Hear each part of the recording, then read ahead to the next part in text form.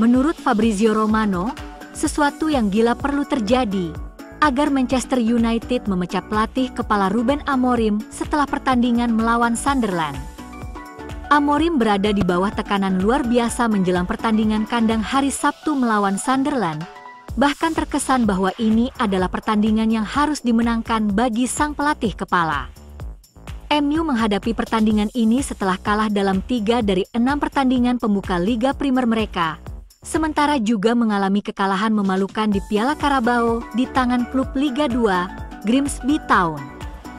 Romano telah mengungkapkan rencana MU setelah pertandingan melawan Sunderland, dengan Amorim hanya akan kehilangan pekerjaannya jika sesuatu yang sangat gila terjadi. MU tidak akan memecat Amorim meskipun MU akan kalah melawan Sunderland. Itulah rencana MU kecuali jika terjadi hal-hal yang benar-benar gila, seperti kalah 3 atau 4 atau 5-0. Tapi, misalnya, kalah tipis dalam pertandingan, atau semacamnya, Amorim tidak akan dipecat. Menanggapi laporan yang mengaitkan MU dengan Gareth Southgate, Romano menambahkan bahwa nama Gareth Southgate ada di media, tetapi tidak pernah ada negosiasi konkret antara MU dan Southgate atau perwakilannya.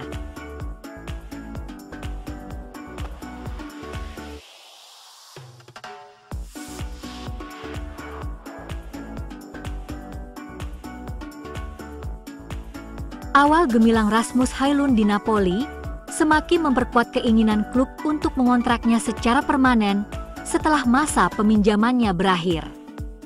Pemain pinjaman Manchester United ini tampil gemilang di Napoli, mencetak 4 gol dalam 6 penampilan di semua kompetisi. Ia langsung mencetak gol pada percobaan pertamanya saat membuka keran golnya di laga debut Serie A melawan Fiorentina bulan lalu, sebelum menambahkan 2 gol lagi ke dalam koleksi golnya saat menang atas Sporting Lisbon di Liga Champions pekan lalu. Tadi malam, Højlund memberikan kontribusi krusial pada menit ke-75 untuk menggenapi kebangkitan Napoli di kandang sendiri melawan Genoa di Liga, memastikan mereka tetap di puncak klasemen menjelang jeda internasional. Pasca pertandingan, mantan ikon Manchester City, De Bruyne, mengatakan Højlund telah menunjukkan sekilas permainan Erling Haaland.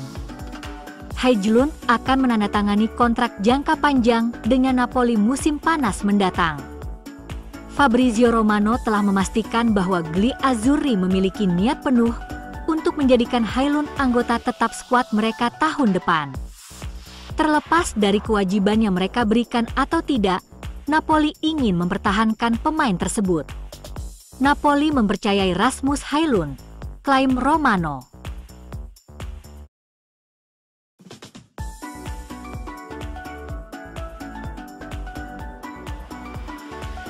Manchester United meraih kemenangan kandang ketiga berturut-turut di Liga Primer, kali ini dengan kemenangan mudah 2-0 atas Sunderland pada hari Sabtu. Untuk pertama kalinya musim ini, taktik Ruben Amorim berhasil, tetapi sistem yang ia terapkan masih dipertanyakan. Keraguan sebagian besar muncul terkait kurangnya keseimbangan di lini tengah, dengan pelatih kepala saat ini memainkan Bruno Fernandes di tengah lapangan, alih-alih peran gelandang serang favoritnya. Meskipun perkembangan bola telah membaik, pergeseran kapten klub ke peran yang lebih dalam, berarti ia memikul lebih banyak tanggung jawab defensif. Namun yang terpenting, memainkan pemain berusia 31 tahun itu lebih jauh dari gawang. Berarti ia belum seefektif yang terlihat dari hanya mencetak 2 gol sejauh musim ini. Rasa frustrasinya terkadang meluap, sementara kurangnya dampaknya secara keseluruhan juga mengakibatkan ia gagal mengeksekusi penalti 2 kali. Peta panas pemain berusia 31 tahun itu dari pertandingan menunjukkan ketidakefektifannya, dan meskipun sang kapten menjaga hubungan baik dengan pelatihnya, ia jauh dari puas dengan peran barunya. Informasi ini datang dari jurnalis Ben Jacobs, yang mengatakan Amorim bisa beralih ke formasi 4-1-4-1. Memungkinkan MU memainkan Kobbie Mainoo atau Manuel Ugarte di peran yang lebih dalam. Bruno Fernandes, dan salah satu dari Mbeumo atau Cunha di nomor 10. Mbeumo juga bisa jadi sayap kanan, atau alternatifnya, Benyamin Sesko mungkin tidak selalu menjadi starter, dan Cunha bisa bermain sebagai pemain nomor 9. Cunha juga bisa bermain di sayap kiri. Akan jauh lebih menguntungkan jika Kobbie Mainoo memainkan peran No. 8, sehingga pemain internasional Portugal itu bisa bermain di posisi yang paling bisa menyulitkan lawan.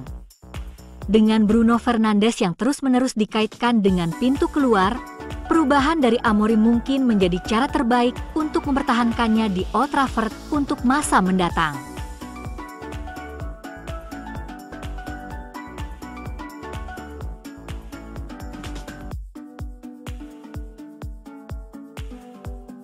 Bek Manchester United, Lisandro Martinez, kemungkinan akan kembali ke dalam skuad setelah jeda internasional November, menurut The Sun. Pemain berusia 27 tahun itu mengalami cedera ligamen anterior cruciatum pada Februari lalu saat melawan Crystal Palace. Martinez mulai berlatih di luar ruangan pada Juli, dan saat ini sedang berlatih secara individu dalam upaya untuk kembali beraksi bersama Man United. Pemain Argentina itu telah menyaksikan sesi latihan dan menghadiri rapat tim, dan klub Old Trafford berharap ia dapat tersedia menjelang pertandingan-pertandingan padat di hari-hari libur. Man United kesulitan memenangkan pertandingan musim ini, dan meskipun kemenangan 2-0 atas Sunderland akhir pekan lalu sedikit mengurangi tekanan pada pelatih kepala Ruben Amorim, pelatih asal Portugal itu bisa mengandalkan Martinez di lini pertahanan.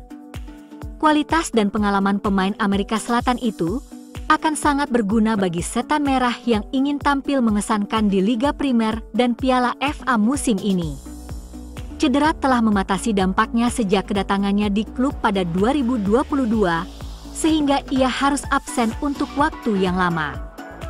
Man United telah kebobolan 11 gol dalam 7 pertandingan Liga musim ini setelah kebobolan 54 gol di Liga Primer musim lalu. Mereka perlu meningkatkan lini belakang secara signifikan dan memiliki Martinez yang tersedia untuk seleksi menjelang akhir November atau awal Desember bisa menjadi hal yang sangat penting. Pemain Argentina itu bisa mulai berlatih dengan tim utama bulan depan, tetapi Man United tidak akan terburu-buru untuk kembali beraksi, karena mereka khawatir ia akan kambuh setelah 8 bulan absen.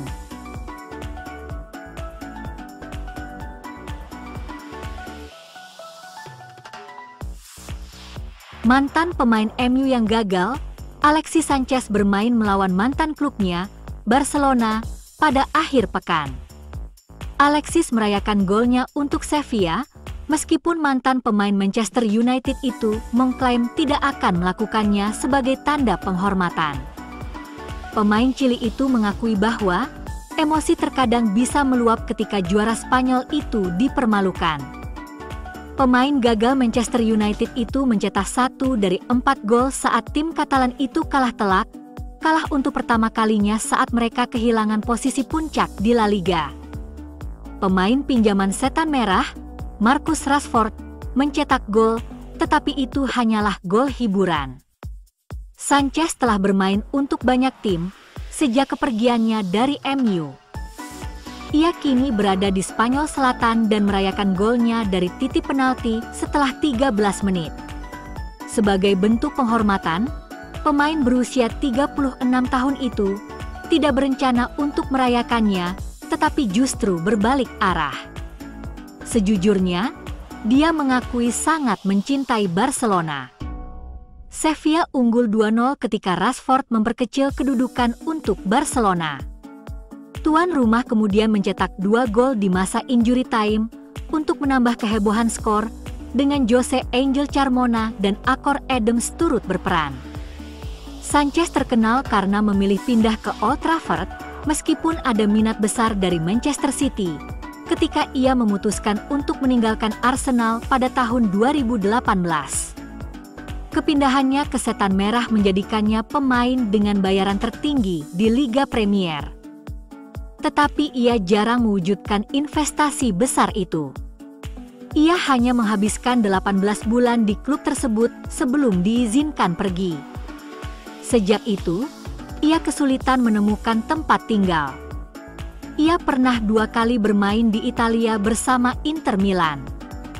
Baru-baru ini, ia pindah ke Udinese, klub yang namanya melambung sebelum bergabung. Pada musim panas, ia kembali ke Spanyol untuk bergabung dengan klub yang berbasis di Sevilla tersebut dan telah membantu mereka menikmati awal musim yang menjanjikan. Ia telah mencetak 2 gol dalam 5 pertandingannya untuk tim La Liga.